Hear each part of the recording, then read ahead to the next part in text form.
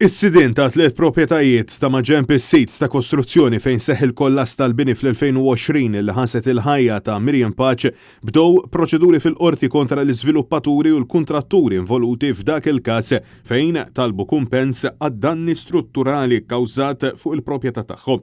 F'żewġ protesti ġudizzjarji reġistrati quddiem il-primawla tal-Qorti Ċivili, il-familja Zerafa rappreżentata mill-avukat Matthew Bondin u l-familji Sammut u l-familji Rapa u Portelli Hale rappreżentati mill-avukat Marcin Vassallo għamlu talba għad danni minant MCZM Developers Limited, id-diretturi tagħha Elton Joseph Caruana, Malcolm Mallija, Mathias Mallija, Amanda Muscat, Christopher Zarb u Simon Zarb, kif ukoll il-kuntrattur LK Limited u s-sit tal-kumpanija Ludwig Dimek, il-periti Rodrik Camilleri u Anthony Manjon u l-impjegat ta' LK Limited Nicholas Spiteri.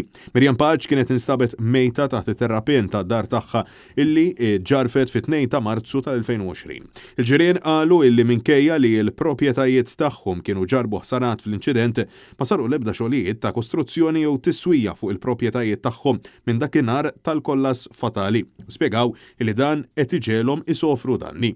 Huma stiednu lill-akkużati sabiex jikkumpensawhom għad-danni fil-proprjetajiet tagħhom. Il-kawża ċivili għad-danni tal-werrieta ta' Paċ ġiet risolta barra mill-qorti. Iżda 4 mill-akkużati qed jaffaċċaw proċeduri kriminali illi fihom huma akkużati li b'negliġenza ikkawżaw il-mewt ta' Paċ, akkuża li ġib magħha pena massima ta' 4 snin ħabs.